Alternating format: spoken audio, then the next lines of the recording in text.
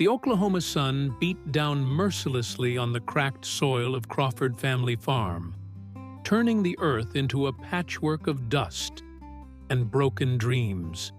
Daniel Crawford stood at the edge of his cornfield, or what used to be his cornfield, watching the withered stalks sway in the hot September wind. At 52 years old, his weathered hands told the story of 3 decades working this land, just as his father had done before him, and his grandfather before that. The farm stretched across 240 acres of what had once been fertile ground in Rogers County, about 30 miles northeast of Tulsa. The white farmhouse, built in 1947 by Daniel's grandfather William Crawford, still stood proud despite the peeling paint and sagging front porch. The red barn, though faded to a dusty pink, housed equipment that Daniel could barely afford to fuel anymore. "Daniel!" Phone call. Jennifer Crawford's voice carried across the yard from the kitchen window. His wife of 28 years had a way of sounding steady, even when Daniel knew she was terrified. He could see it in the way her shoulders tensed, in how she'd stopped sleeping through the night 3 months ago. Daniel trudged toward the house, his boots kicking up small clouds of dust with each step. The grass in the yard had given up trying to stay green back in July. Inside, the kitchen was marginally cooler, though the ancient air conditioning unit struggled against the Oklahoma heat. Jennifer handed him the cordless phone, her blue eyes searching his face with concern. "Mr. Crawford, this is Robert Hutchinson from First National Bank of Claremore." The voice on the other end was professionally courteous, but carried an unmistakable edge. Daniel had been expecting this call for weeks. "Mr. Hutchinson," Daniel replied, gripping the phone tighter, "I'm calling regarding your agricultural loan. As you know, the extension we granted in June has expired, and the payment of $42,000 was due last Friday. We haven't received it, and I need to inform you that the bank is prepared to begin foreclosure proceedings if we don't receive payment within 30 days. Daniel closed his eyes. $42,000. It might as well have been $42 million. "I understand, Mr. Hutchinson. I've been working with a crop insurance adjuster about the drought damage, but that process is taking longer than expected. I sympathize with your situation, Mr. Crawford. I truly do. However, the total outstanding balance on your loan is now $384,000. The board of directors is concerned about the viability of the farm given the consecutive years of crop failure. We need to see a concrete payment plan, or we'll have no choice but to move forward with foreclosure." After the call ended, Daniel set the phone down gently on the kitchen table, as if handling something fragile. Jennifer placed her hand over his, her touch warm despite the fear he could feel radiating from her. "How bad?" she asked softly. 30 days. If I can't come up with $42,000 in 30 days, they start foreclosure proceedings." Daniel's voice cracked slightly.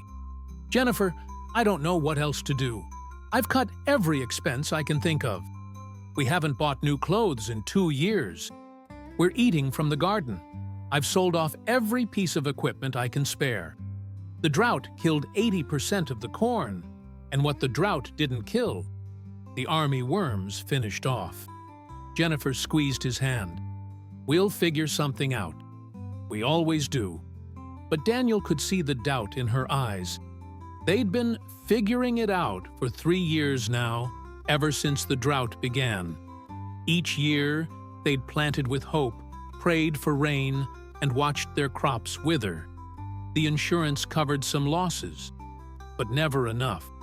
The debt had accumulated like dust in the corners of the barn. Slowly at first, then all at once. Their daughter, Emily Peterson, and her husband lived in Tulsa with their 2 kids. She'd offered to help financially, but Daniel knew she and her husband were barely managing their own bills. His son, Robert Crawford, was serving in the army, stationed in Germany. The last thing Daniel wanted was to burden his children with the mistakes and misfortunes that were his to bear. That evening, Daniel walked the property as the sun began to set, painting the sky in shades of orange and purple. He passed the old tractor shed where he'd taught both his kids how to drive when they were barely tall enough to reach the pedals. He walked by the creek bed that had run dry for the first time in recorded history 2 summers ago. He stopped at the family cemetery, where 4 generations of Crawfords rested beneath weathered headstones. "I'm sorry, Dad," he whispered to his father's grave. "I tried to keep it going. I really did." The wind picked up, carrying with it the scent of dust and dried grass. In the distance, he could hear the highway, a reminder that the world kept moving forward, even when his own world felt like it was falling apart. Back at the house, Jennifer was preparing dinner from vegetables they'd managed to grow in their small garden. Green beans, tomatoes, and potatoes. Simple, but sustaining. As they sat down to eat, she reached for his hand across the table. "Remember when we first moved here?" she asked, a small smile playing at her lips. "You were so determined to prove to your father that you could run this place. You worked 18-hour days that first summer." Daniel managed a weak smile. "I was 24 and thought I knew everything." "You knew enough. You built this place up from nothing. That drought year in '98, everyone said you'd lose everything, but you found a way through. This is different, Jen. This isn't one bad year. This is 3 years of catastrophic losses. The bank's patience has run out, and honestly, I can't blame them." They ate in companionable silence, the kind that comes from nearly 3 decades of marriage. After dinner, Daniel retreated to the small office off the living room where he kept the farm's records. File folders and ledgers covered the desk, each one a testament to his attempts to keep the farm afloat.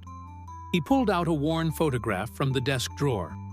It showed him as a young man, standing beside his father in front of a field of healthy, tall corn. The pride on both their faces was unmistakable. That had been 1995, a banner year when the farm had produced record yields. He'd felt invincible then, certain that hard work and determination could overcome any obstacle.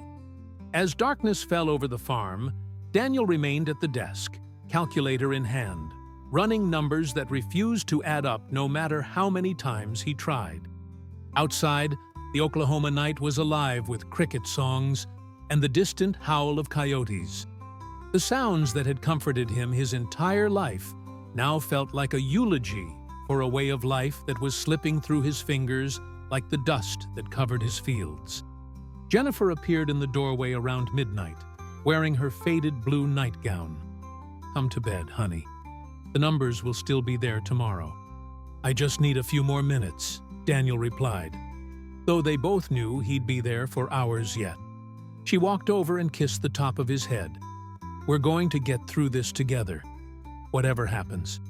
This farm doesn't define us, Daniel. Our family does."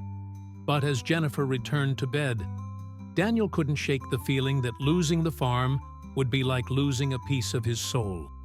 This land held every memory of his father's wisdom, every lesson learned through sweat and perseverance. It was where he'd proposed to Jennifer, under the big oak tree by the pond. It was where his children had taken their first steps and learned the value of hard work. He looked out the window at the dark silhouette of the barn against the star-filled sky. Somewhere in Oklahoma City, about 120 miles southwest, people were living their lives completely unaware that Daniel Crawford was fighting to save everything he'd ever known. And somewhere beyond that, in one of the endless small towns that dotted this state, a woman who'd grown up understanding exactly what this land meant to people like Daniel was preparing for a journey that would change both their lives forever. But Daniel Crawford didn't know that yet. All he knew was that he had 30 days to find $42,000, and he had absolutely no idea where it would come from. The conference room at the Chesapeake Event Center in Oklahoma City buzzed with activity as Reba McEntire's team prepared for her latest project. The country music superstar sat at the head of a long table, her red hair styled simply, wearing jeans and a casual blazer. A far cry from the glittering stage costumes that millions of fans had seen over her 4-decade career. "So we're calling it Heartland Stories," explained Patricia Holland, the documentary producer who'd pitched the idea 3 months earlier. 6 episodes, each one focusing on a different aspect of rural Oklahoma life. We want to show the real people behind the statistics, the families who are struggling but refusing to give up. Reba leaned forward, her interest evident. "I like it. I grew up on a ranch in Chalky, Oklahoma. My daddy was a world champion steer roper, and my mama taught all us kids to sing while we did chores. People forget that before I was selling out arenas, I was just a ranch girl who loved to sing." "That's exactly the authenticity we're looking for," Patricia said enthusiastically. "We want you to visit farms, talk to families, hear their stories. No scripts, no staging, just real conversations with real people." Kevin Bradshaw, Reba's longtime manager, chimed in. "I think it's perfect timing. There's so much focus on coastal cities and urban problems. People need to remember that rural America is struggling too, and these communities have been the backbone of this country for generations." Over the next 2 weeks, Reba's team scouted locations across Oklahoma. They identified several farms and ranches facing various challenges: climate change, market fluctuations, succession planning issues. One location that caught Patricia's attention was Crawford Family Farm in Rogers County. "This one's particularly poignant," Patricia said during a planning meeting, showing photos of the property. Third-generation family farm, 240 acres, facing foreclosure after 3 consecutive years of drought and crop failure. The owner, Daniel Crawford, is 52, married with 2 adult children. His wife Jennifer teaches part-time at the local elementary school to help make ends meet. They owe the bank over $380,000. Reba studied the photos carefully. The farm looked tired but dignified, much like many she'd seen growing up. What's their story? Daniel's grandfather bought the land in 1945, right after World War II. Built it from scratch. Daniel's father expanded it in the 70s, and Daniel took over in the early 90s. By all accounts, he's a good farmer, well respected in the community. But the drought has been devastating. The bank's given them 30 days to come up with a significant payment or face foreclosure. 30 days, Reba repeated softly. She knew what that kind of deadline meant to farming families.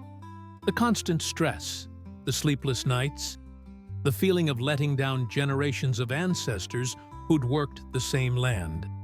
Kevin looked at the timeline. "We're scheduled to film in that area next week. Should we reach out to them?" "Yes," Reba said decisively, "but approach it carefully. These folks have their pride. Make it clear we're not looking for a sob story. We want to show their strength and resilience." A week later, on a crisp October morning, 2 black SUVs pulled up the long gravel driveway of Crawford Family Farm. Daniel had been mending a fence when Jennifer called him on his cell phone, slightly breathless with excitement. "Daniel, you need to come to the house right now. There's a film crew here, and you won't believe who's with them." "Jen, I don't have time for—" "It's Reba McEntire, Daniel. Reba McEntire is in our kitchen." Daniel nearly dropped his hammer. "What? Why?" "Something about a documentary. Just get back here." As Daniel approached the house, he could see several people with cameras and equipment setting up in the yard. A woman with distinctive red hair stood near the porch, talking animatedly with Jennifer. Even from a distance, there was no mistaking her. Reba McEntire had been Daniel's favorite singer since the early 80s. He'd grown up listening to her songs on the radio, had even driven to Tulsa to see her perform at a small venue in 1984, back when she was still building her career. Her music had been the soundtrack to his life, playing during his wedding reception, on the radio during long hours on the tractor, at family gatherings and celebrations. "Mr. Crawford!" Reba called out as he got closer, her smile warm and genuine. She walked toward him with her hand extended. "I'm Reba McEntire. Thank you so much for letting us visit your farm today." Daniel shook her hand, completely starstruck. "Ma'am, it's an honor. I've been a fan for, well, forever. Call me Reba, please. Your wife was just telling me about the farm's history. Third generation, is that right?" "Yes, ma'am. I mean Reba. My grandfather bought this place in 1945. I've been working it since I was old enough to walk." Over the next 2 hours, Reba and her crew documented life on the Crawford farm. They filmed the parched fields, the equipment Daniel kept running through sheer determination and mechanical skill, the garden where Jennifer grew vegetables to supplement their grocery budget. But mostly, they talked. Reba had a gift for making people feel comfortable, and soon Daniel found himself opening up in ways he hadn't expected. They sat on the front porch, glasses of Jennifer's homemade sweet tea in hand, while cameras rolled at a respectful distance.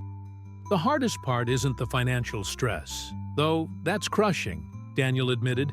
"It's feeling like I'm letting down everyone who came before me. My grandfather survived the Depression, the Dust Bowl, everything. My father made it through droughts and recessions, and here I am, about to be the one who loses it all."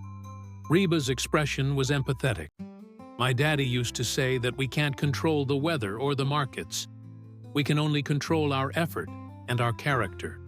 From what I can see, Daniel, you've given everything you have to this place. Some days I wonder if that's enough," Daniel said quietly. Jennifer joined them on the porch, carrying a plate of cookies she'd baked that morning. "Reba, can I tell you something? Daniel won't say it, but he was at one of your very first shows. In Tulsa, back in 1984 at that little honky-tonk on Admiral Boulevard."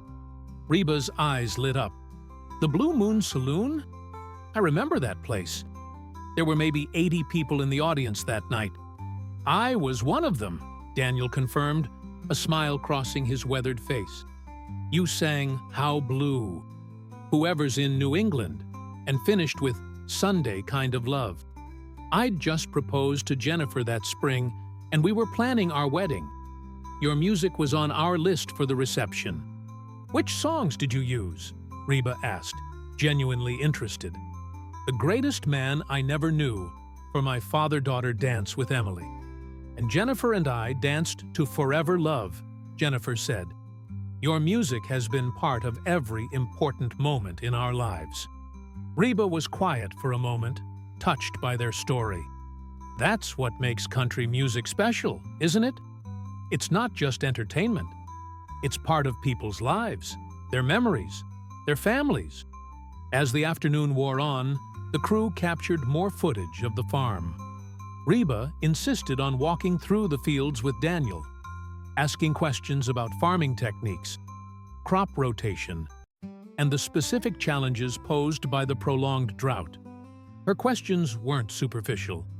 She genuinely wanted to understand. "You know, I grew up doing ranch work," Reba said, as they stood in what should have been a thriving cornfield. "Branding cattle, vaccinating, all of it. My daddy insisted all us kids learn the business. I left to pursue music, but I never forgot where I came from." "Do you miss it?" Daniel asked. "Sometimes. There's something honest about working the land. You put in the effort, and you see direct results. Or you see what nature has in store for you that year. It's humbling. That's a good word for it, humbling." Daniel kicked at a clod of dry earth. "The bank gave us 30 days. If we can't come up with $42,000 by November 8th, they start foreclosure proceedings." Reba's heart sank. November 8th. That was less than a month away. "I'm so sorry, Daniel." "It is what it is. We've done everything we can. sold equipment, cut expenses. Jennifer picked up extra tutoring jobs. But when the crops fail 3 years running, there's only so much you can do. Before leaving, Reba asked if she could take a photo with Daniel and Jennifer by the farmhouse. As they posed together, Reba put her arms around both of them, struck by their dignity despite their circumstances. These were good people facing impossible odds through no fault of their own. "Thank you for sharing your story with us," Reba said as she prepared to leave. "Your strength and perseverance, that's what America is really about." Daniel smiled. "Thank you for caring enough to listen. Having you here today, it reminded me why we fight so hard for this place. It's not just land. It's memories. It's family.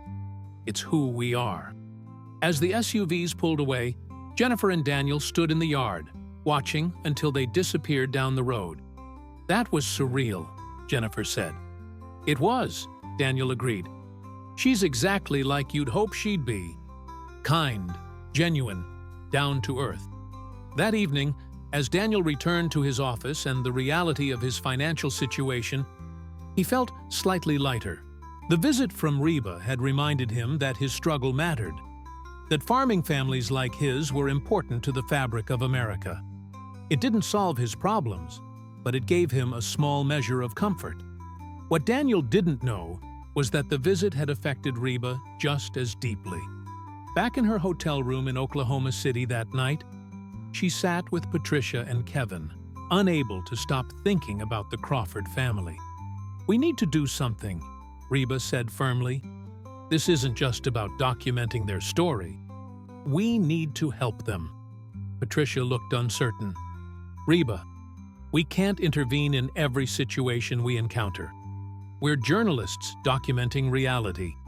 "I'm not a journalist, Patricia. I'm a country singer from Oklahoma who got lucky and made it big.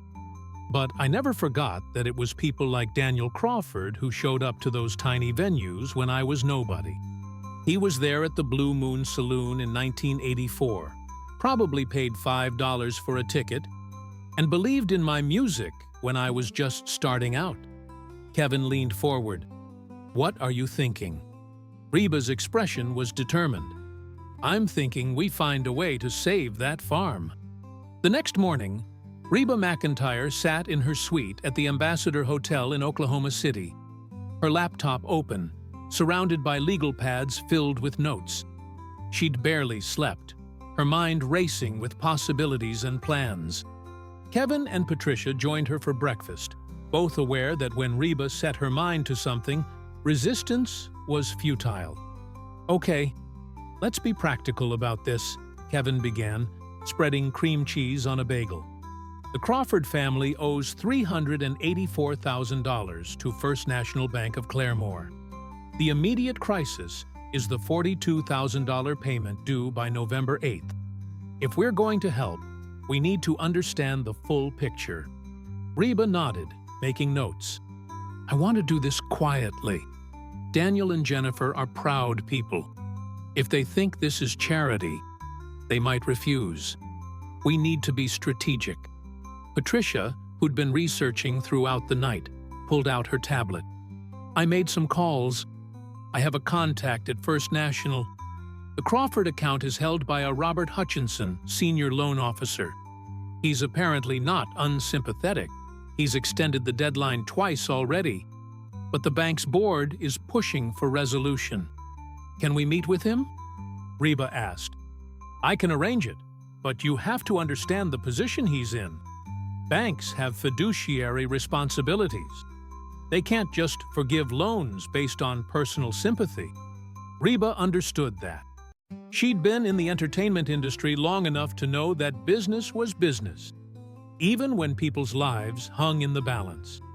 What if the loan was paid off by a third party? Would the bank care where the money came from? Kevin raised an eyebrow. "Reba, are you thinking of paying off the entire loan yourself?" "I'm thinking of exploring options," she replied carefully. "What's $384,000 in the grand scheme of things? I've spent more on tour production costs." "It's not about the money," Kevin said gently. "It's about the precedent. If word gets out that you're paying off people's debts, you'll be inundated with requests. Everyone has a hard luck story. You can't help them all." "I'm not trying to help them all. I'm trying to help Daniel and Jennifer Crawford." Reba's voice was firm. "Kevin, I've been doing this for 40 years. I've made more money than I ever dreamed possible growing up on that ranch in Chalky. I own property. I have investments. I have more than I could spend in 3 lifetimes. What's it all for if I can't help people who actually need it?" Patricia interjected. "What if we frame it differently? Not as you personally paying the debt, but as organizing a fundraiser or benefit concert? That way it feels more community-driven, less like a handout." Reba considered this. "That could work, but we don't have much time. November 8th is 23 days away. Can we organize something that quickly?" "It would be tight, but possible," Patricia said. "We'd need a venue, publicity, ticket sales. The challenge is doing it without the Crawford family finding out beforehand." Over the next week, Reba's team worked with unusual intensity and discretion. Patricia arranged a meeting with Robert Hutchinson at First National Bank. On a rainy Tuesday morning, Reba, Kevin, and Patricia sat in his office overlooking downtown Claremore. Hutchinson, a man in his 50s with graying hair and wire-rimmed glasses, looked genuinely starstruck when Reba entered. "Ms. McEntire, this is unexpected. I'm a huge fan. Please, call me Reba, and thank you. Mr. Hutchinson, we're here about the Crawford family farm loan." His expression shifted to professional caution. "I'm not sure I can discuss specific client accounts." "We're not asking you to breach confidentiality," Kevin assured him. "We're exploring the possibility of a third-party intervention to resolve the debt." Hutchinson leaned back in his chair, intrigued. "What kind of intervention?" Reba explained her idea. "We're considering organizing a benefit event, with proceeds going directly toward the Crawford loan. But we need to know if the bank would accept such a payment, and we need to understand the full scope of what's owed." Hutchinson was quiet for a long moment.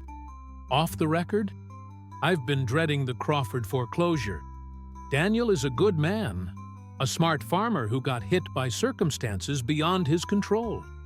3 years of catastrophic drought isn't a failure of management. It's an act of God. But the bank's board sees numbers, not people. So if we could raise the funds to pay off the loan, the bank would accept it?" Patricia asked. "Absolutely. Money is money, regardless of the source. The challenge is that the total debt is $384,000, plus accrued interest. By November 8th, we're looking at probably $390,000 to fully satisfy the loan." Reba didn't flinch at the number. "What if we paid off the immediate $42,000 by the deadline, with a commitment and plan to pay the remainder over the following months?" Hutchinson considered this. "That would certainly buy time and show good faith. I could probably convince the board to agree to a modified payment plan if that initial amount was met. It would stop the foreclosure clock." After the meeting, Reba's team reconvened at a local coffee shop. $390,000, Kevin repeated. "That's a significant sum to raise in 3 weeks, even with your name attached." "I'll cover whatever we can't raise," Reba said decisively. "But let's try to do this through proper channels first." "Patricia, what about that benefit concert idea?" Patricia had already been making calls. "The Tulsa Theater could give us a date. November 7th, the night before the deadline. It seats 2,000. If we price tickets at $200 average, some VIP packages higher, we could potentially raise $400,000. "Perfect," Reba said. "But we need to be careful about how we announce this. I don't want Daniel and Jennifer feeling like charity cases or objects of pity." They crafted a plan. The benefit would be announced as part of the Heartland Stories documentary project. with proceeds going to support multiple farming families facing hardship in Oklahoma. The Crawford family would be one of several beneficiaries, not the sole focus. This way, the help would feel less personal and more like community support. While Patricia handled the concert logistics, Reba made personal calls to several country music friends. "I need you in Tulsa on November 7th, she'd say. "I'm doing something important, and I need all the star power I can get." Blake Shelton was the first to sign on. For farming families in Oklahoma, "Reba, I'm there, no question." Carrie Underwood, herself an Oklahoman, agreed immediately. "My family farms. I know exactly what they're going through. Count me in." Vince Gill, Toby Keith, and a half-dozen other major names all committed within 48 hours. When word began to spread through the tight-knit country music community, even artists who hadn't been called reached out, wanting to participate. Meanwhile, Reba made a quiet visit back to Crawford Farm. This time alone and unannounced. She pulled up the driveway in a rental car at dusk on a Thursday evening. Jennifer answered the door, surprised but welcoming. "Reba, we weren't expecting you. Come in, please. I hope I'm not intruding. I was in the area and thought I'd stop by." It was a small lie, but necessary. "Is Daniel around?" "He's in the barn. I'll get him." While Jennifer called Daniel, Reba looked around the modest living room. Family photos covered every available surface. Daniel and Jennifer's wedding picture from 1997. Their kids at various ages, grandchildren, faded images of previous generations. This was a family rooted in love and history. When Daniel arrived, wiping grease from his hands, he seemed both pleased and puzzled. "Reba, this is a surprise. Is everything okay with the documentary?" "Everything's fine. I actually wanted to ask you something personal, if that's okay." They sat in the living room, Jennifer bringing out coffee. Reba leaned forward, her expression sincere. "Daniel, Jennifer, I've been thinking a lot about your situation since we filmed here. I know the deadline is coming up fast. How are you holding up?" Daniel sighed deeply. "Honestly, not great. I've explored every option I can think of. I even talked to a bankruptcy attorney. But that process would still result in losing the farm. We're basically waiting for the inevitable at this point. What if I told you there might be another option?" Reba said carefully. Daniel looked skeptical. "I can't imagine what that would be at this point." The documentary project has generated a lot of interest. People across Oklahoma are moved by your story and the stories of other farming families. We're organizing a benefit concert in Tulsa next month, with proceeds going to support families facing hardship. Jennifer's eyes widened. "A benefit concert?" Several major artists are participating. All proceeds will be distributed among qualifying families, including yours. The goal is to raise enough to help with debts, equipment purchases, whatever's needed to keep these farms operational. Daniel shook his head slowly. "Reba, that's incredibly generous, but I can't accept charity. I appreciate the thought, but it's not charity." Reba interrupted gently. "It's community support. Daniel, you said yourself that you were at my concert in 1984 when I was nobody. You paid money to see an unknown singer because you believed in the music. This is the same thing. People investing in something they believe in. They believe in families like yours, in the importance of keeping family farms alive." "I don't know," Daniel said uncertainly, looking at Jennifer. Jennifer spoke up, her voice emotional. "Daniel, we have 18 days until the deadline. We've tried everything else. Maybe this is the help we've been praying for." "Think about it," Reba urged. "You don't have to decide right now. But the concert is happening either way. Other families are already signed up to receive support. You'd just be one of several beneficiaries." After Reba left, Daniel and Jennifer sat in silence for a long time. Finally, Jennifer said, "Pride is one thing, Daniel, but losing this farm, losing your grandfather's legacy, your father's life work, everything we've built, that's something else entirely." "I know," Daniel admitted. "I just never thought we'd be in this position, needing help from strangers." Reba isn't a stranger. And from what she said, the people buying tickets won't be strangers either. They'll be people who understand what farming means, who want to preserve this way of life. That's not charity. That's community. 2 days later, Daniel called the number Reba had left. "We're in," he told Patricia. "Whatever we need to do to participate in the benefit program, we'll do it." Patricia felt relief wash over her. "That's wonderful, Daniel. We'll need some documentation, the loan information, verification of your situation, just formalities. But I'm glad you're letting us help." What Daniel and Jennifer didn't know was that Reba had already committed to covering any shortfall personally. The benefit concert was real, and it would help multiple families. But if it didn't raise enough for the Crawfords specifically, Reba had already arranged with her financial manager to transfer whatever funds were necessary directly to First National Bank. As November 7th approached, Reba found herself working harder than she had in years. She was coordinating artists, doing interviews to promote the concert, and managing the documentary filming, all while keeping the full extent of her involvement with the Crawford situation private. One evening, Kevin found her in her home office in Nashville, surrounded by paperwork.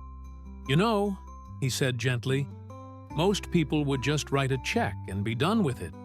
Reba looked up, her eyes tired but determined. "I could do that, but this is bigger than just money. This is about showing Daniel and Jennifer and families like them that they matter, that their struggle is seen and valued. A check is impersonal. This concert, this community effort, it shows that people care." "You're a good person, Reba McEntire," Kevin said. "I'm just someone who remembers where she came from," Reba replied. "And who knows how easily things could have gone differently." The Tulsa Theater had never seen anything quite like the energy building for the November 7th benefit concert. By mid-October, all 2,000 tickets had sold out within 6 hours of going on sale. The demand was so overwhelming that Patricia arranged for the concert to be live-streamed, with streaming access available for a $50 donation. Reba stood on the empty stage 3 days before the concert, looking out at the rows of empty seats that would soon be filled with people united by a common cause. The theater, a historic venue that had hosted performances since 1928, seemed to pulse with anticipation. "Sound check in 10 minutes, called out Mike Rodriguez, the technical director. "We've got Blake coming in at 2, Carrie at 4. The full rehearsal is scheduled for tomorrow evening." The concert had grown beyond anything Reba had initially imagined. What started as a fundraiser for farming families had become a cultural moment. News outlets across Oklahoma were covering it, and national country music media had picked up the story. The live stream had already pre-sold over 15,000 access codes, bringing in an additional $750,000. Kevin pulled Reba aside, showing her his tablet with updated figures. With ticket sales, streaming, and direct donations through the website, we're at one point $2 million. "Reba, this is incredible. We can help the Crawford family and at least 20 other farming families across Oklahoma." Reba felt tears prick her eyes. "That's what I hoped for, that we could show these families they're not alone." Patricia approached with her ever-present clipboard. "Reba, we need to talk about the presentation. We're planning to introduce several of the beneficiary families during the concert, have them stand and be recognized. Daniel and Jennifer Crawford will be there. How do you want to handle announcing the specific amounts?" "Let's keep it general during the concert," Reba decided. "Just acknowledge that the funds raised will be distributed among the families." We can handle the specific allocations privately afterward. What Reba had decided, after long discussions with her financial advisor, was to ensure that the Crawford family's entire debt would be paid off completely. Of the money raised, $390,000 would go directly to First National Bank to satisfy the Crawford loan. The remaining $810,000 would be distributed among 22 other families, averaging about $37,000 each, enough to make a real difference in their situations. On the morning of November 7th, Daniel and Jennifer Crawford drove to Tulsa in their aging pickup truck, both nervous and overwhelmed. They'd received formal-looking letters from the benefit organization stating they would receive significant assistance with their debt, but no specific amounts had been mentioned. "I keep thinking this is some kind of dream," Jennifer said, as they drove through downtown Tulsa toward the theater. "A month ago, we were completely hopeless. Now we're going to a concert with country music legends, and somehow it's all connected to helping us save the farm." Daniel gripped the steering wheel tighter. "I still feel strange about accepting help. Like I'm admitting I failed." "You didn't fail, Daniel. The rain failed. The crops failed. You did everything humanly possible. There's no shame in accepting help when you've done your best." They were directed to a special reception area where other farming families had gathered. As Daniel and Jennifer mingled, they discovered similar stories. Good people facing impossible circumstances through no fault of their own. A cattle rancher from Payne County, whose herd had been decimated by disease.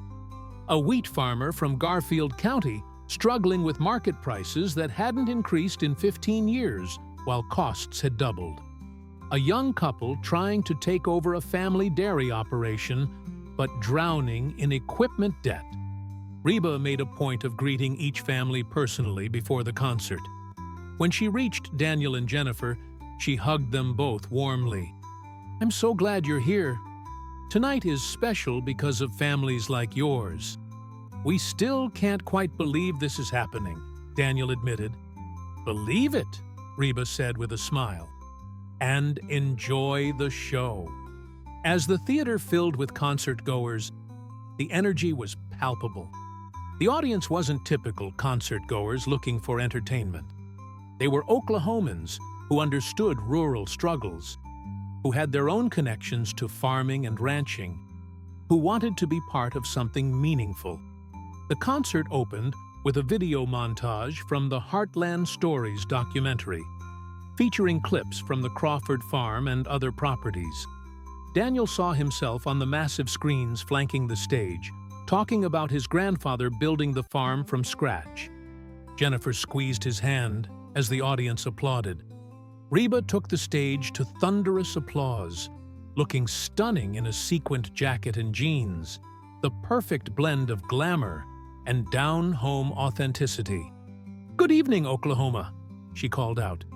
"Thank you for being here tonight. Thank you for caring about families who are the backbone of our state and our nation." She launched into Fancy, one of her biggest hits, and the crowd was instantly on its feet.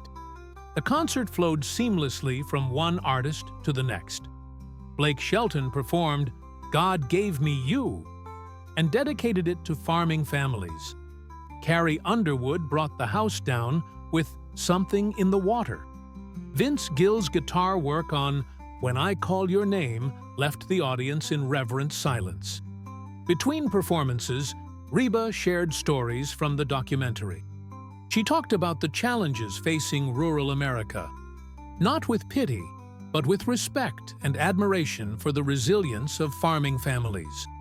When she spoke about the Crawford family specifically, she focused on Daniel's dedication and the farm's three-generation history. "Daniel Crawford was at one of my very first concerts," Reba told the audience. "Back in 1984, when I was nobody, playing small venues, just hoping someone would listen. He was there.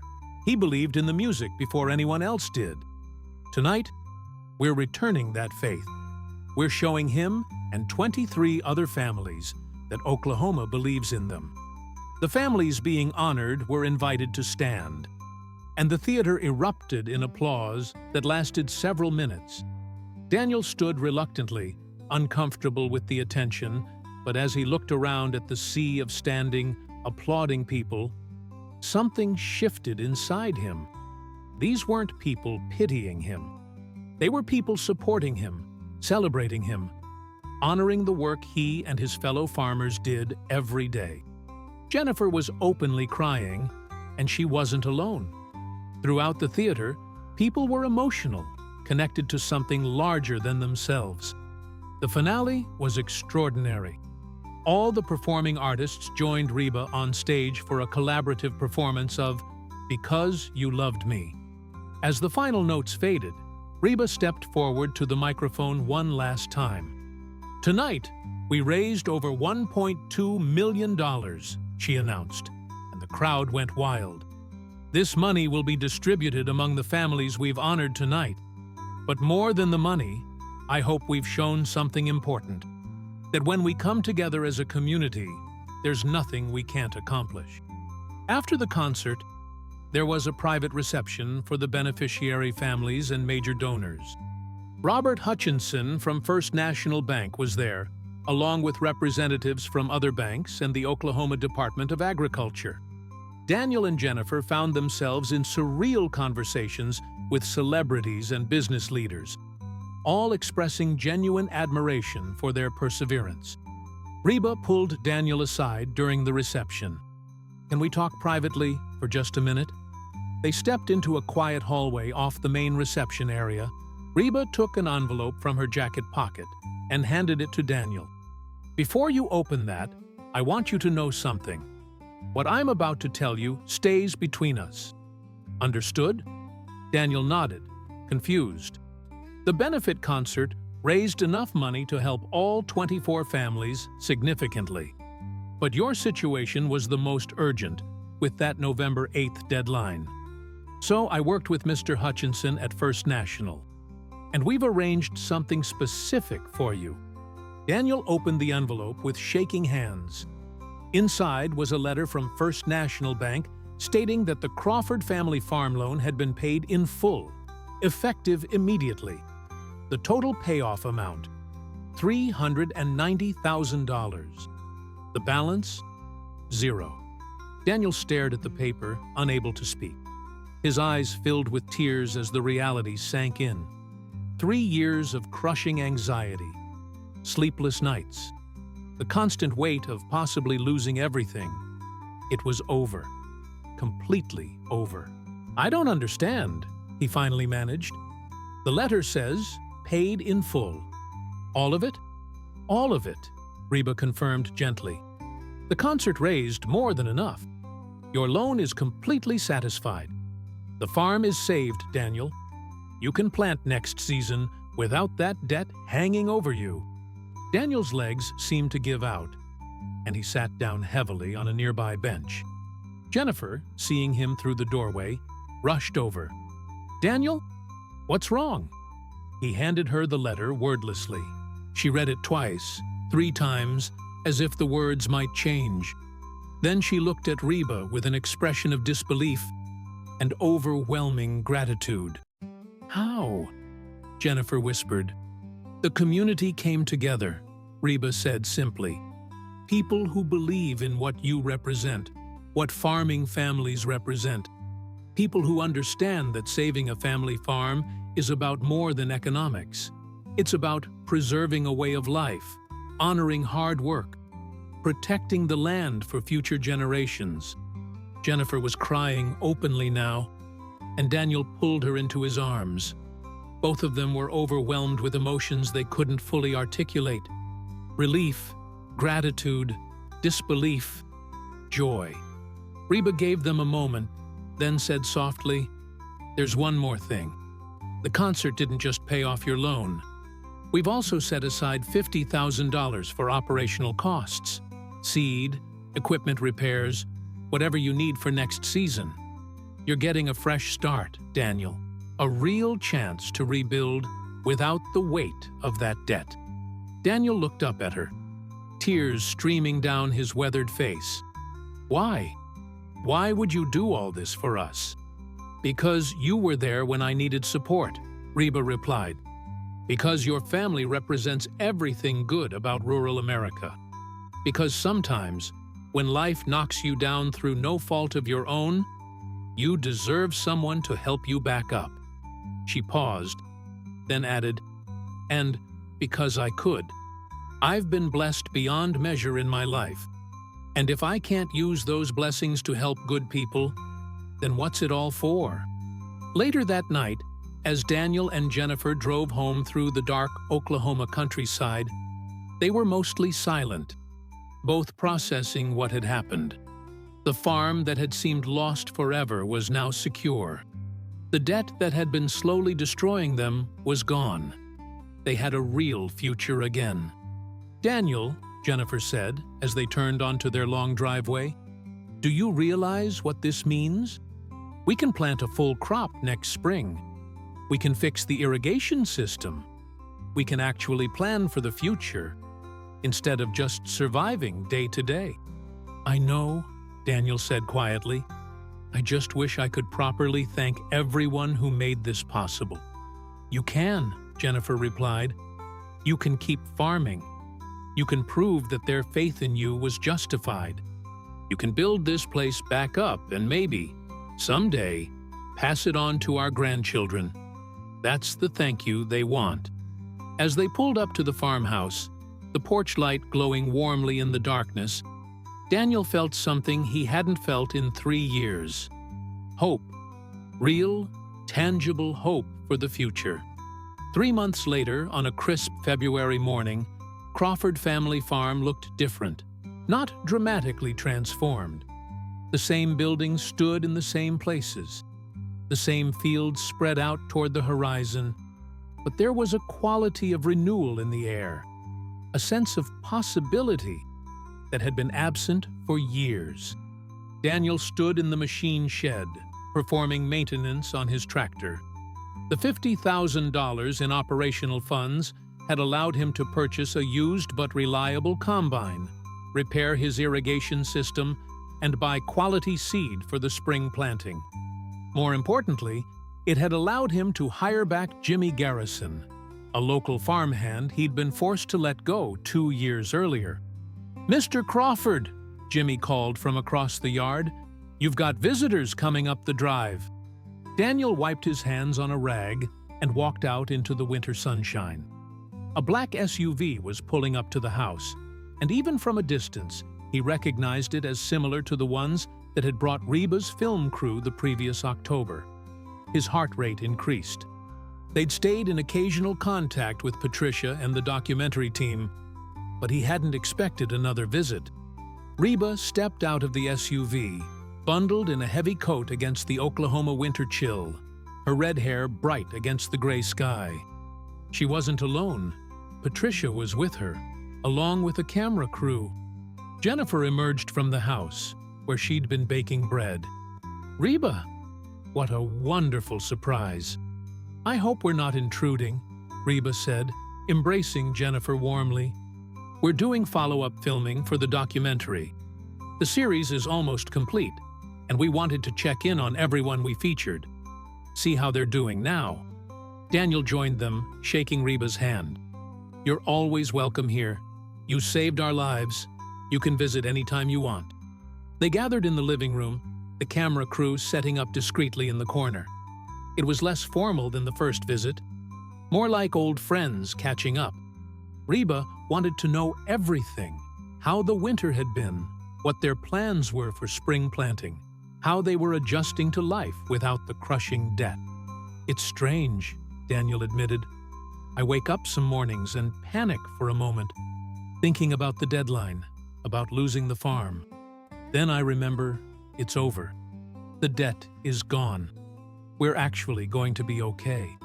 "More than okay," Jennifer added. "Daniel's been able to make improvements we've needed for years. We're planning to diversify a bit. Not just corn, but some soybeans and wheat. Spread the risk." "That's smart farming," Reba said approvingly. My daddy always said never put all your eggs in one basket, whether you're ranching or farming. As they talked, Reba noticed changes in both Daniel and Jennifer. The tension that had marked their faces during the first visit had eased.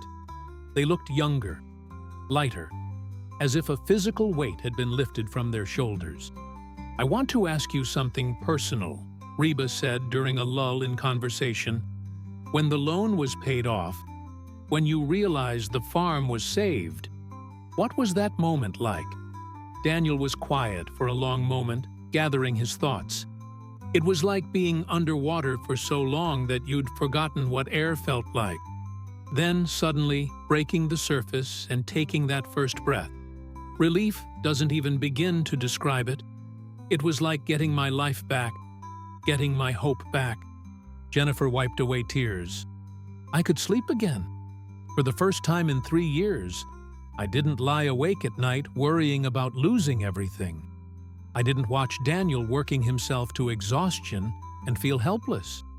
We could actually talk about the future without that dark cloud hanging over us. The conversation turned to the impact of the benefit concert more broadly.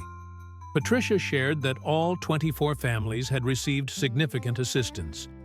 2 other families facing immediate foreclosure had been saved. Multiple farms had been able to purchase necessary equipment or livestock. The ripple effect of that one night had changed dozens of lives. "There's something else we wanted to talk to you about," Patricia said, pulling out her tablet. "The documentary series, Heartland Stories, is complete.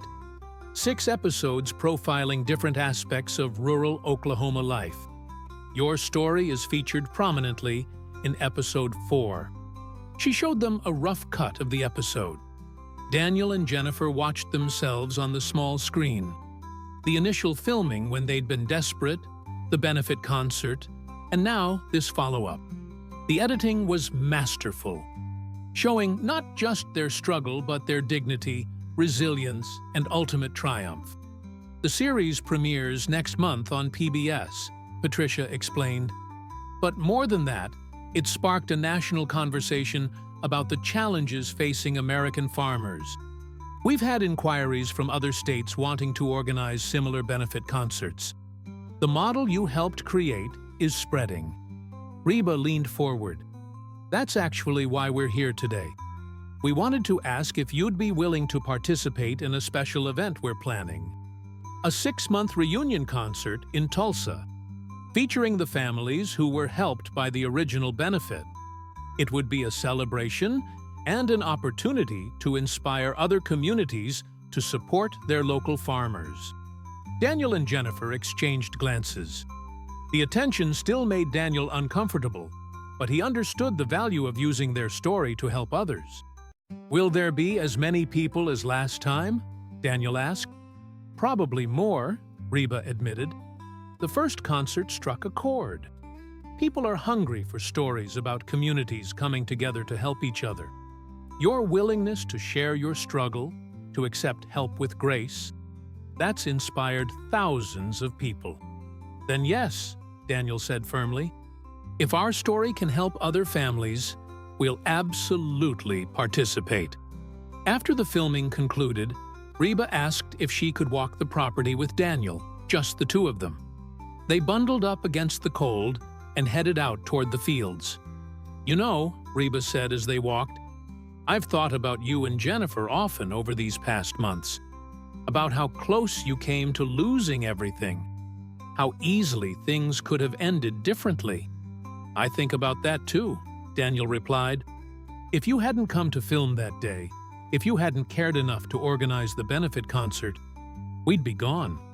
The farm would belong to the bank, and I'd be working some job in Tulsa, trying to start over at 52. They reached the edge of the cornfield, where Daniel had already begun preparing the soil for spring planting. The irrigation system he'd repaired stood ready, waiting for the season to begin. "I want to tell you the complete truth about something," Reba said. "The benefit concert was real, and the community support was genuine. But I need you to know that I personally ensured your entire loan was paid off. If the concert hadn't raised enough, I would have covered the difference myself. I couldn't let you lose this place." Daniel stopped walking, turning to face her. "Why would you do that? You barely knew us." "Because you reminded me of my own family," Reba said simply. "Because you were at that concert in 1984 when I was nobody. Because sometimes in life, we're given the ability to help people, and the only right thing to do is help." She paused, then added, "And because your story, a family working the same land for 3 generations, fighting to preserve that legacy, that's the story of rural America. If we lose families like yours, we lose something essential about who we are as a country." Daniel's eyes filled with tears. "I don't have the words to thank you properly." "You don't need words. You're staying on the land. You're farming. You're preserving your family's legacy. That's all the thanks I need." They continued walking, discussing Daniel's plans for the spring. He talked about crop rotation, about diversification strategies, about his hope that maybe in a few years, his grandson might show interest in learning to farm. "Do you ever wonder if you made the right choice?" Reba asked. "Staying in farming despite everything?" "Not anymore," Daniel replied. "There was a time during those 3 bad years when I questioned everything. Wondered if I was being stubborn, holding on to something that didn't make sense anymore. But now, being able to plant again without that debt hanging over me, seeing Jennifer smile again, I know this is where I'm supposed to be." As they walked back toward the house, Daniel said, "Can I ask you something personal?" "Of course. You could be anywhere in the world. You've achieved everything in music. Why does this matter so much to you? Why do you care so deeply about farming families?" Reba smiled, her breath forming clouds in the cold air. "When I was growing up on our ranch in Chalky, my daddy taught us that success isn't measured by how much you accumulate, but by how much you give back. He'd say, 'Reba, if you're blessed with talent or opportunity, you have a responsibility to use it for something bigger than yourself.' And I've spent 40 years entertaining people, making records, performing. That's been wonderful. But this, helping families like yours, this feels like the most important thing I've ever done." They reached the farmhouse as the winter sun began its descent toward the horizon. Jennifer had coffee waiting, and they sat together at the kitchen table, the same table where Daniel had received that devastating phone call from the bank 4 months earlier. "I have something for you," Reba said, reaching into her bag. She pulled out a framed photograph. It showed Daniel and Jennifer at the benefit concert, standing and being honored by the applauding crowd. But Reba had written something on the mat around the photo. "To Daniel and Jennifer Crawford, your perseverance inspired a movement. Your courage gave hope to thousands.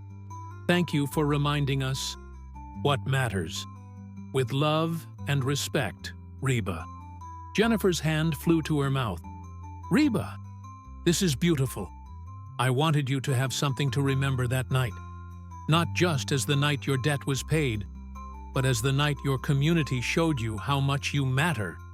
As the SUV pulled away an hour later, Daniel and Jennifer stood in the yard watching until it disappeared down the road, just as they had after Reba's first visit. But this time, everything was different. They weren't people facing imminent disaster. They were farmers with a future, a saved legacy, and renewed hope. 6 months after the original benefit concert, on a warm evening in early May, the Bulkey Center in Tulsa was packed with over 19,000 people for the Heartland Reunion concert. This time, the event was even bigger, broadcast live on national television and streaming internationally. Daniel and Jennifer sat in a special VIP section with the other 23 families who'd been helped by the original benefit. The Crawfords' daughter Emily and son Robert had flown in for the occasion, along with their families. It was the first time in years that the entire Crawford clan had been together for something joyful rather than crisis-driven. The stage setup was magnificent. Giant screens showed images from Oklahoma farms and ranches. A live band was positioned on a platform designed to look like a barn. The entire production honored the agricultural heritage of Oklahoma while celebrating its resilience and future. Backstage, Reba was preparing for what she considered one of the most important performances of her career. She'd handpicked every song for tonight, choosing pieces that spoke to themes of home, perseverance, community, and hope. 5 minutes, Reba, called the stage manager. Patricia appeared at her dressing room door. Are you ready for this? There are cameras from every major network out there. This is going to reach millions of people. Good, Reba said firmly. Farming families across America need to know they're not alone, that their struggles are seen, that they matter. If we can inspire even one community to organize something similar, it'll be worth it. The lights dimmed in the arena, and a hush fell over the crowd. A video began playing on the massive screens, highlights from the Heartland Stories documentary series. Daniel saw himself on those enormous screens again, talking about his grandfather, his fears of losing the farm, his gratitude for the help he'd received. Then Reba took the stage to thunderous applause.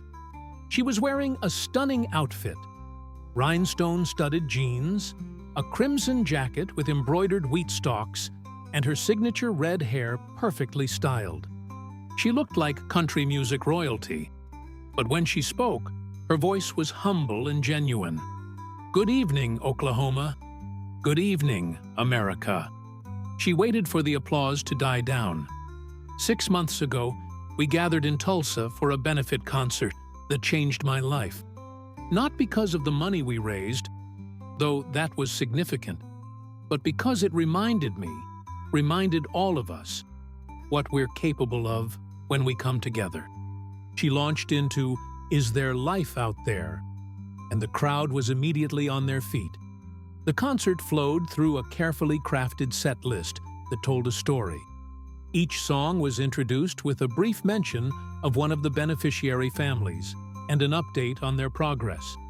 The Morrison family from Payne County used their funds to rebuild their cattle herd after disease devastation. They're now fully operational and even expanding. Reba sang "The Greatest Man I Never Knew." The Peterson family from Garfield County, wheat farmers for 4 generations, were able to purchase modern harvesting equipment. Last season was their best in a decade. She performed "Consider Me Gone." When it came time to acknowledge the Crawford family specifically, Reba invited Daniel and Jennifer on stage. They were reluctant, but their children urged them forward. As they stood next to Reba in front of 19,000 people and millions watching on television, Daniel felt overwhelmed by the surreal nature of it all. "Ladies and gentlemen," Reba said, her arm around Jennifer's shoulders, "when I first met Daniel and Jennifer Crawford last October, they were 30 days away from losing everything their family had built over 3 generations. Daniel's grandfather bought their farm in 1945 with dreams of creating a legacy. His father expanded it and made it thrive. Daniel worked it with love and dedication for 30 years. Then 3 years of drought threatened to end it all. The screens showed footage from the Crawford farm, the parched fields, the weathered buildings, Daniel's weathered face filled with worry. Then it transitioned to more recent footage, showing the repaired irrigation system, the new equipment, Daniel and Jennifer smiling as they planted the spring crop. Today, the Crawford farm is not just surviving, it's thriving. This spring, they planted 240 acres of diverse crops. The debt that nearly destroyed them is gone. But more than that, their spirit, which had been crushed by years of struggle, has been restored. The audience erupted in applause. Daniel, uncomfortable with the attention, nonetheless raised his hand in acknowledgement. Jennifer was crying, and Reba handed her a tissue before continuing. But here's what I want everyone watching to understand. The Crawford family's story isn't just about one farm in Oklahoma. It's about the thousands of farming families across America facing similar struggles. Climate change, market volatility, rising costs, falling crop prices. These aren't problems that hard work alone can solve. These families need support. They need communities that recognize their value and fight to keep them on the land. Reba turned to Daniel and Jennifer. I have something to tell you that I've kept secret until tonight. Remember that first visit to your farm when we talked on your front porch? Daniel nodded, confused about where this was going. You told me about being at my concert in 1984 at the Blue Moon Saloon in Tulsa. You said you'd just proposed to Jennifer and were planning your wedding. You paid $5 for a ticket to see a singer nobody had heard of. Reba's voice became emotional. Daniel, I kept the receipts from every early show. I have boxes of them in storage. After I met you, I went through them.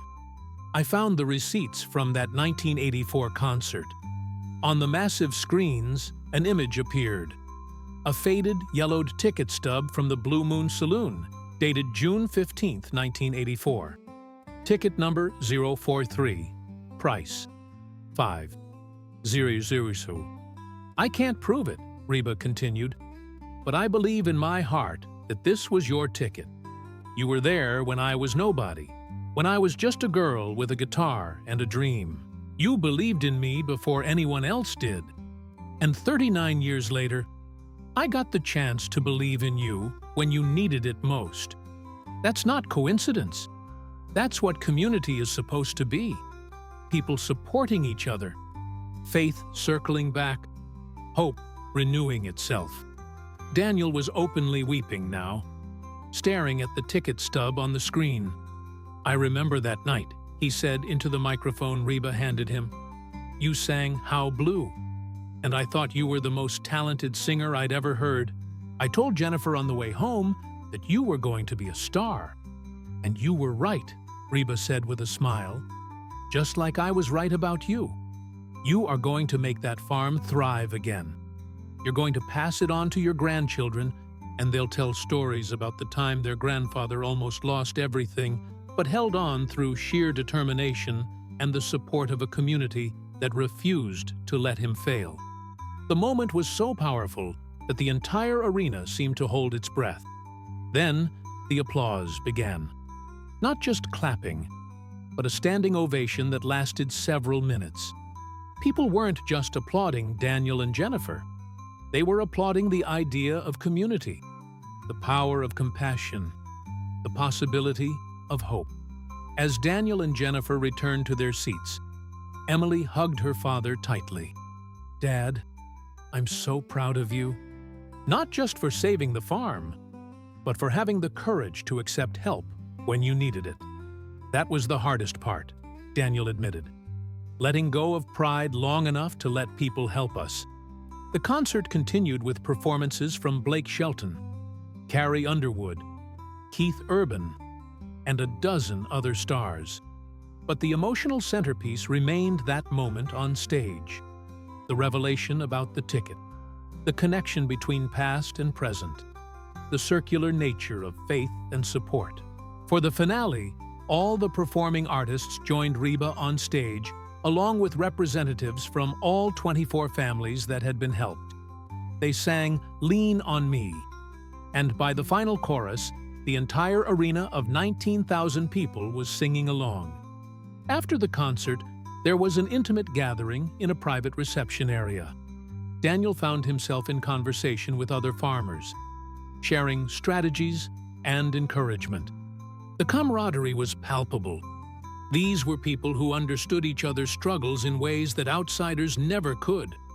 Reba circulated through the room, spending time with each family, hearing updates, offering encouragement.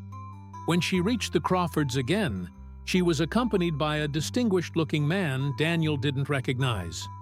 Daniel, Jennifer, I want you to meet Governor Thomas Bennett, Reba said. The governor of Oklahoma shook their hands warmly. Mr. and Mrs., Crawford, your story has touched the entire state. I want you to know that we're working on legislation to provide better drought assistance and support for family farms. What happened to you shouldn't happen to anyone. The state has a responsibility to protect our agricultural heritage. That's very kind, Governor, Daniel said, overwhelmed. It's not kindness. It's good policy. Oklahoma was built by families like yours. We need to make sure families like yours can continue to thrive here. As the evening wound down, Daniel and Jennifer found a quiet corner away from the crowds. They stood together, his arm around her waist, both processing the extraordinary journey they'd been on. 6 months ago, I thought our life was over, Daniel said quietly. I was ready to give up, ready to walk away from everything. But you didn't, Jennifer replied. You held on just long enough for help to arrive. That took courage, too. I couldn't have done it without you. You never lost faith, even when I did. They were interrupted by their grandson, Tyler, Emily's 8-year-old son. Grandpa, is it true that you saved the farm? Daniel knelt down to the boy's level. Well, Tyler, I didn't save it alone. A lot of people helped, especially Miss Reba and thousands of people who cared enough to support farming families like ours. When I grow up, can I be a farmer like you? Tyler asked. Daniel felt tears spring to his eyes. Before the benefit concert, before the debt was paid, he would have discouraged that dream. He would have told Tyler to find something more stable, less risky. But now, if that's what you want, Tyler, then yes, we'll teach you everything. How to work the land, how to plant and harvest, how to care for the soil. And maybe someday you'll run the Crawford farm and keep our family's legacy going. Tyler grinned and ran off to play with his cousins. Jennifer squeezed Daniel's hand. A few months ago, you never would have said that. A few months ago, I thought there wouldn't be a farm to pass on. Everything's different now. As they prepared to leave, Reba found them one last time. Before you go, I wanted to give you something. She handed Daniel a small envelope. Don't open it until you get home. The drive back to the farm was quiet. Each family member lost in their own thoughts about the incredible evening.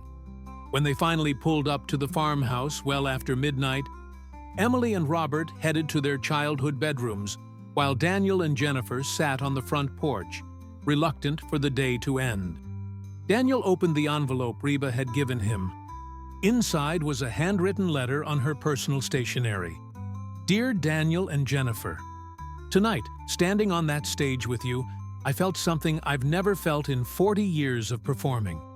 It wasn't the thrill of entertaining thousands or the satisfaction of a successful show. It was the deep joy of knowing I'd used my platform for something that truly mattered. Your courage, your willingness to keep fighting even when everything seemed hopeless, inspired not just me, but millions of people. The letters I've received since the first benefit concert have been overwhelming. People from all 50 states have reached out, sharing their own stories of struggle and expressing gratitude that someone was shining a light on the challenges facing rural America. But more than that, dozens of communities have organized their own benefit events. Farmers in Iowa, ranchers in Montana, fishing families in Louisiana. They're all being helped because your story showed people what's possible when communities come together. I want you to know that the Crawford family farm will always have a special place in my heart. Not because I helped save it, but because you allowed me to be part of your journey. You reminded me why I do what I do, why music matters, why fame and success should be used for something bigger than ourselves. The farm is yours now, free and clear. Build it back up. Make it thrive. Pass it on to your grandchildren with pride. And know that whenever you look at those fields, you're not just seeing crops. You're seeing proof that miracles still happen.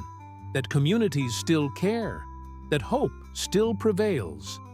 With deep respect and affection, Reba P.S. That ticket stub from 1984? I'm having it framed for you.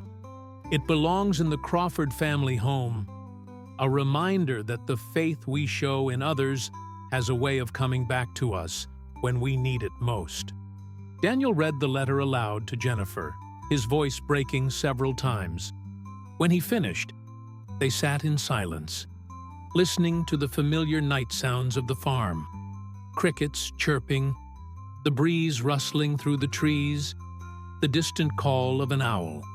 "We're going to be okay," Jennifer finally said. "For the first time in years, I really believe that." "Better than okay," Daniel replied. "We're going to make your grandfather proud. We're going to make this farm flourish again." The next morning, Daniel woke early as he always did. But this time there was no crushing anxiety, no desperate worry about unpaid bills and impossible deadlines. He walked out to the fields as the sun rose, watching the light spread across the planted acres. The corn was already starting to sprout, tiny green shoots pushing through the soil with determined optimism. He thought about his grandfather, who'd bought this land 80 years ago with nothing but determination and a dream. He thought about his father, who'd expanded it and made it profitable. And he thought about his own 3 decades of work, the mistakes and triumphs, the years of abundance and the years of struggle. But mostly, he thought about the future, about teaching Tyler and his other grandchildren how to farm, about Jennifer being able to retire from teaching and focus on the things she loved, about being able to help other farmers in their community who might face similar struggles. A pickup truck pulled into the driveway, Jimmy Garrison arriving for work. Behind him came another vehicle, a young man Daniel had recently hired part-time to help with planting. The Crawford farm was operational again, not just surviving, but preparing to thrive. Jennifer appeared on the porch with coffee, just as she had thousands of mornings before. But this morning felt different, charged with possibility rather than weighted with dread. "Beautiful day," she called out. "Every day is beautiful now," Daniel replied, walking back to join her. And it was true. The Oklahoma sky was the same brilliant blue it had always been. The land stretched out in familiar patterns. The farmhouse stood exactly where it had stood since 1947. But everything had changed because Daniel and Jennifer Crawford had learned the hardest lesson of all, that accepting help isn't weakness, it's wisdom. That community isn't just a word, it's a lifeline. And that sometimes the faith you show in others returns to you exactly when you need it most. 3 states away in Nashville, Reba McEntire sat in her home office, reading through letters from farming families across America. Each one told a similar story: struggle, resilience, and gratitude for the attention being paid to their challenges. Several communities were organizing their own benefit events, using the Oklahoma model as inspiration. Her assistant knocked on the door. "Reba, you have a delivery." A package had arrived from Oklahoma. Inside was a framed photograph of the Crawford farm, taken from the air. The fields were green with new growth. The buildings looked maintained and proud. And in the foreground, Daniel and Jennifer stood in their yard, arms around each other, smiling at the camera. On the back, Daniel had written simply, "Thank you for giving us our future back." Reba placed the photograph on her desk, where she'd see it every day. It would serve as a reminder of what really mattered. Not record sales or concert attendance or awards, but the lives touched, the families saved, the hope restored. In the end, that was the real story. Not about a famous singer saving a struggling farmer, but about 2 people whose lives intersected at exactly the right moment. About a $5 ticket from 1984 that created a connection neither of them knew existed until decades later. about faith, community, and the remarkable things that happen when people care for each other. The Crawford family farm would continue for another generation, and probably several more after that. The land that William Crawford first plowed in 1945 would keep producing crops, supporting families, and serving as a testament to the resilience of the American farmer. And somewhere in a storage unit in Nashville, a box of old ticket stubs from the early days of Reba McEntire's career served as proof that no act of faith is ever truly forgotten, and no moment of support ever truly wasted. The circle was complete. The debt was paid, the farm was saved, and two families, one famous, one humble, were forever connected by the simple truth that we are all in this together.